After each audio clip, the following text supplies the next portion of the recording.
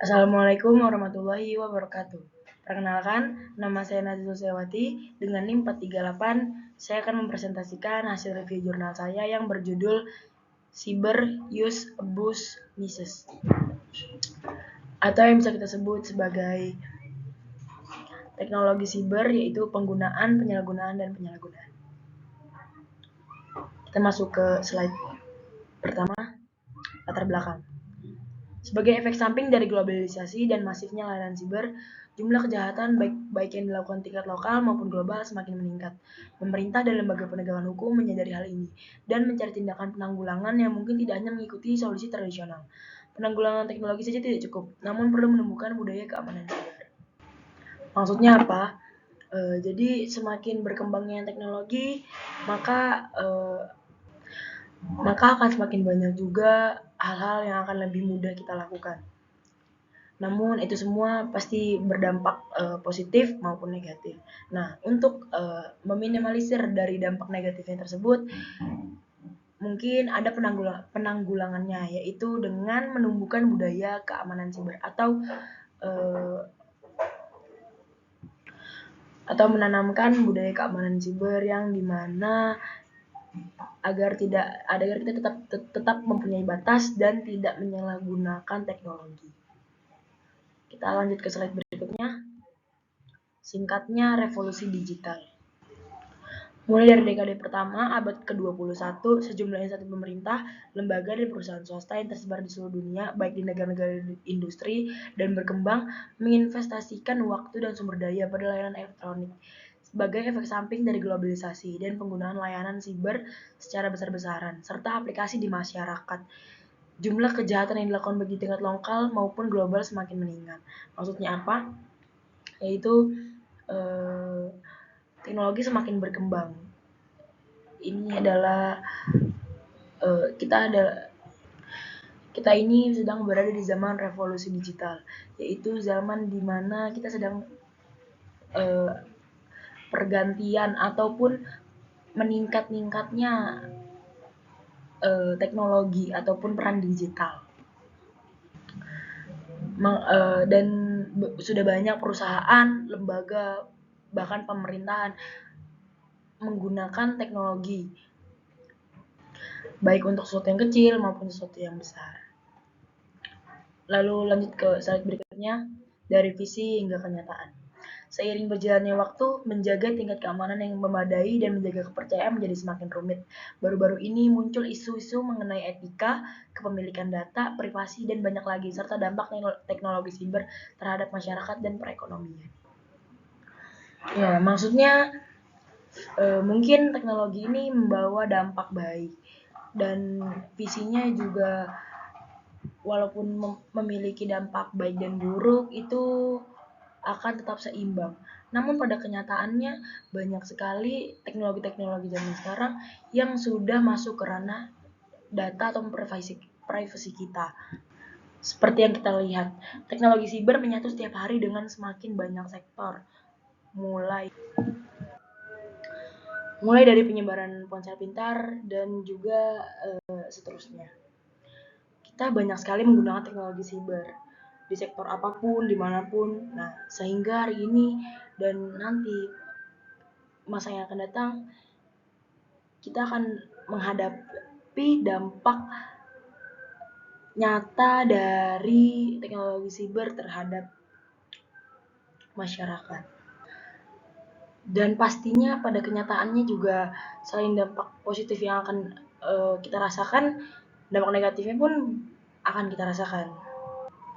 Seperti kita tidak tahu mesin cuci kita mungkin diretas oleh ransomware, lemari es mungkin mengirimkan pesan makanan bertonton, Alexa ataupun perangkat lunak yang bisa menerima inputan suara mungkin memata-matai kehidupan pribadi kita dan menyiarkan radio. Intinya mungkin visinya memiliki banyak dampak positif dan membantu kehidupan kita sehari-hari agar lebih mudah. Namun pada kenyataannya kita juga tidak bisa lari dari dampak negatif tersebut, seperti akan banyak lagi kejahatan-kejahatan teknologi yang mungkin akan kita rasakan ke depannya. Lalu di slide selanjutnya, penggunaan, penyalahgunaan, dan penyalahgunaan. Beberapa orang mungkin menganggap ruang siber sebagai semacam luar angkasa yang tidak berpenghuni dan tidak tunduk pada hasrat material dan perilaku jahat manusia. Secara kolektif, kita mempunyai kemampuan untuk menyimpan, mengakses, dan memproses lebih banyak data daripada yang telah diciptakan umat manusia sepanjang sejarahnya. Tren visual yang sebenarnya menghasilkan banyak sekali dokumentasi foto atau video kehidupan kita sehari-hari, apakah ini berarti selamat tinggal privasi? Mulai dari semua aspek ini, kita akan membahas fitur-fitur utama mengenai kepemilikan hak moral, privasi, etika, kerangka hukum, keamanan, bahkan OSINT, dan lainnya.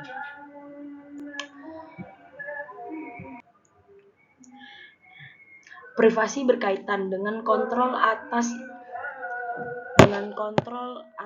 informasi yang dapat mengaksesnya dan bagaimana informasi tersebut digunakan. Privasi memiliki banyak dimensi, mulai dari kekhawatiran mengenai pengumpulan informasi yang mengganggu, hingga resiko keterpaparan, meningkatnya ketidakamanan, atau campur tangan dalam pengambilan keputusan yang dialami individu atau komunitas ketika informasi pribadi mereka diketahui secara luas. Privasi umumnya dikaitkan dengan individu, keluarga, atau kelompok masyarakat, dan merupakan sebuah konsep yang sering digunakan untuk membatasi batas antara ruang pribadi dan publik. Mungkin banyak sekali penggunaan dari ruang siber ini. Sampai-sampai ada beberapa orang yang mungkin berpikir bahwa ruang siber ini tidak memiliki dampak negatif, ataupun ruang siber ini tidak memiliki dampak yang buruk untuk kehidupan kita. Namun pada kenyataannya semua orang tidak menyadari, bahkan kita semua sudah cukup ataupun sedikit jauh dari yang namanya privasi, dan itu pun sudah termasuk penyalahgunaan, dimana ketika kita secara tidak sadar menyebarkan data pribadi kita yang notabene-nya itu adalah privasi, itu adalah penyalahgunaan dalam menggunakan ruang siber. Seperti ketika kita mendaftarkan suatu aplikasi, atau mendaftar suatu web atau membuat suatu akun, secara tidak langsung tanpa kita sadari kita memberikan privasi kita atau data pribadi kita kepada teknologi yang kita tidak tahu nantinya data pribadi kita ini mungkin akan terbongkar atau bocor. Ini yang dinamakan apakah ini berarti selamat tinggal privasi. Kita lanjut ke slide berikutnya. Memiliki informasi. Konsep data yang berkaitan dengan kehidupan masyarakat sehari-hari masih terus berkembang. 12 Burus 2014. Kami mewarisi konsep hak cipta, dan baru-baru ini kami menghadapi konsep privasi. 13 Merriam-Webster. Saat ini data terbuka adalah salah satu kunci yang paling populer. Jika otoritas publik akan merilis kumpulan data terbuka, berbeda yang tampaknya dianonimkan. 29 Pemerintah Inggris. Penggunaan gabungan dari data tersebut dapat membantu mengidentifikasi perilaku pribadi Anda. Itu adalah bentuk pelanggaran privasi atau mungkin pelanggaran. 14 Darul 2016. Inilah informasi atau data-data yang sudah dikumpulkan mengenai konsep privasi dari pembahasan tentang konsep privasi dari orang-orang besar, bahwa saat ini kita benar-benar sudah dihadapkan oleh dampak buruk ataupun penyalahgunaan dari teknologi, di mana ruang pribadi ataupun ruang privasi kita sudah banyak sekali dipaparkan, yang maksudnya kita sendiri sudah sedikit memiliki privasi. Nah, kepemilikan data belum merupakan konsep hukum yang jelas. Kita semua sepakat tentang pelanggaran privasi dan kekayaan intelektual. Namun data pribadi meskipun jelas-jelas memiliki galaksi yang sama tidak diidentifikasi dan dilindungi dengan benar, Jika hal ini mewakili kecanggihan secara umum, hal ini mungkin tidak selalu terjadi. Masing-masing negara dan organisasi internasional berupaya menetapkan peraturan yang mengatur siapa yang boleh mengumpulkan data apa dan apa yang boleh dilakukan terhadap data tersebut. Jadi maksudnya setiap negara sekarang sudah memiliki peraturan tentang teknologi, di mana apa yang boleh kita lakukan dan apa yang tidak boleh dilakukan ketika kita sedang menggunakan teknologi tersebut. Contohnya di Jerman. Di Jerman sebenarnya memiliki konsep hukum yang dikenal dengan informationelle Selbstbestimmung atau penentuan nasib sendiri yang bersifat informasional. Apa maksudnya? Maksudnya adalah seseorang mempunyai hak untuk memutuskan sendiri informasi apa yang dapat digunakan oleh siapa dan untuk apa. Nah, peraturan-peraturan seperti inilah yang digunakan untuk upaya melindungi privasi, peraturan atau norma nasional dan internasional, dan juga meningkatkan peluang ataupun membatasi anonimitas di mana kita bisa mengejar penjahat teknologi ataupun siber. Seperti itu. Kita lanjut ke berikutnya. Tanggung jawab dalam penggunaan kembali data. Sambil menunggu definisi yang tepat tentang kepemilikan data, ada baiknya mempertimbangkan tanggung jawab dalam penggunaan kembali data. Menggunakan kembali data, misalnya open data atau big data, organisasi mempunyai kewajiban untuk memastikan hak masyarakat atas persetujuan, privasi, keamanan, dan kepemilikan selama proses pengumpulan, analisis, penyimpanan, presentasi, dan penggunaan kembali. Maksudnya apa? Kita yang memiliki tanggung jawab atas penggunaan data yang sudah kita ambil, data seseorang yang kita tahu, data-data pribadi orang yang kita tahu itu adalah tanggung jawab kita. Dan ketika kita menggunakan data seseorang, kita harus menggunakannya dengan benar, karena ini juga penggunaan kembali data pribadi juga memiliki peraturan perlindungan data UE. Dan juga ketika kita memakai data pribadi seseorang, kita harus tahu bahwa orang tersebut setuju dan juga secara sukarela menyerahkan datanya untuk dipakai dalam keadaan tertentu. Jadi kita lanjut ke slide berikutnya. Privasi dan resiko terkait pelanggaran. Penggunaan data yang bertanggung jawab dan etis didasarkan pada konsep privasi, persyaratan hukum, risiko, dan mitigasi yang terkait. Pasal 12 Deklarasi Universal Hak Asasi Manusia menyatakan tidak seorang pun boleh diintervensi secara sewenang-wenang terhadap privasi, keluarga, rumah, atau korespondensinya, atau diserang terhadap kehormatan dan reputasinya. Karena penyebaran aplikasi online dan kebutuhan untuk memproses dan menyimpan informasi pribadi seperti nama, alamat, nomor telepon, dan alamat email, otoritas nasional di seluruh dunia mulai mencari potensi pelanggaran privasi oleh peretas. Bahkan terdapat beberapa pelanggaran di tingkat internasional. Misalnya, database pelanggan milik merek pakaian dalam yang sangat terkenal dibobol dan informasi pribadi tentang berbagai selebritis dipublikasikan. Kita lanjut ke slide berikutnya. Keamanan di dunia siber adalah hal yang terpenting. Keamanan siber adalah salah satu aspek pertama yang harus ditingkatkan sejak lahirnya gagasan masyarakat informasi. Tentu saja, segala jenis aktivitas online harus dikelola dengan cara yang aman, atau setidaknya seperti yang akan kita lihat pada tingkat ketidakamanan tertentu.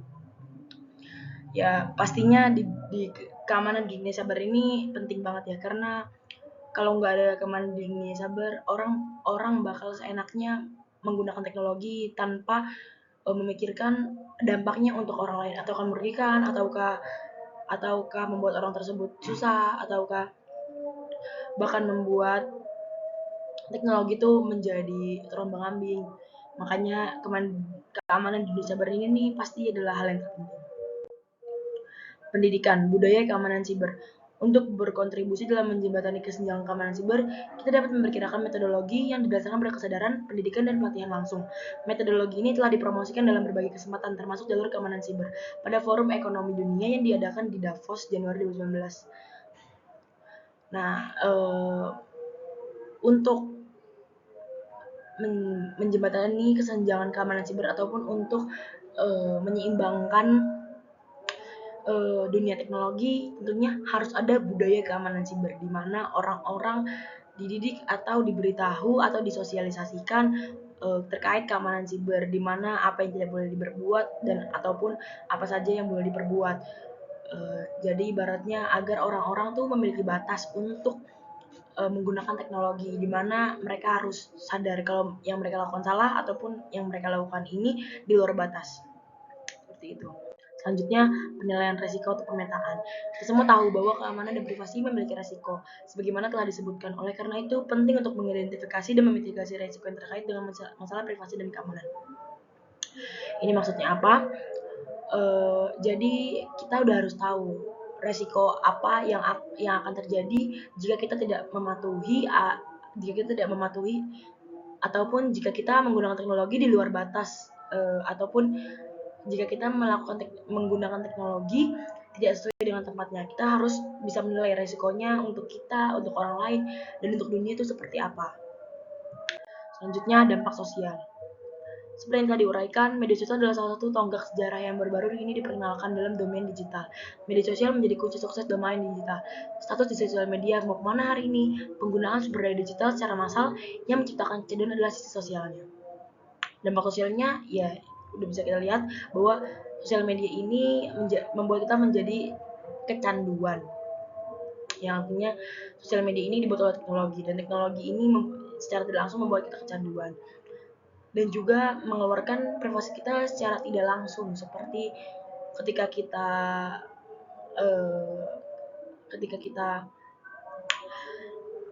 kita seperti merasa sedih, merasa senang, merasa marah, kita masukin ke status tanpa memikirkan dampaknya bagi diri kita sendiri. Apakah orang lain bisa menghujat kita, ataupun orang lain ataupun itu mengeluarkan privasi kita yang tadinya kita harusnya tidak mengatakan hal seperti itu, justru kita mengatakannya kepada seluruh dunia. Jadi teknologi atau media sosial ini berdampak sosial juga bagi kita. Ya tentunya pasti ada dampak sosial, dampak sosialnya pun pasti ada dampak baiknya dan buruknya. Selanjutnya, dampak ekonomi. Difusi platform jika di satu sisi menciptakan peluang baru, namun di sisi lain membunuh sejumlah bisnis yang sudah ada.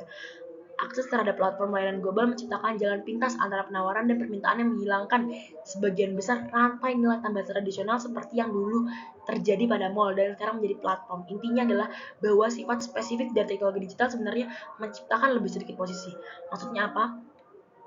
Dampak ekonominya, orang-orang juga jadi kehilangan lapangan pekerjaan. Juga para penjual-penjual pedagang kaki lima, penjual-penjual toko itu juga kehilangan pelanggan, di mana sekarang orang-orang lebih memilih untuk membeli segalanya melalui internet ataupun platform tertentu karena lebih mudah, lebih efisien, dan juga lebih terjangkau. Namun di sisi lain juga itu menjadi dampak ekonomi bagi para pedagang-pedagang toko-toko dan pedagang kaki lima. Ya, seperti itu. Itu ya secara tidak langsung itu membunuh sejumlah bisnis yang sudah ada.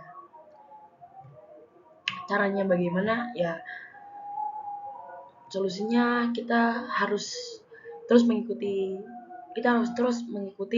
perkembangan teknologi, namun kita tetap harus memiliki batas apa saja yang harus kita perbuat dan tidak di dalam teknologi.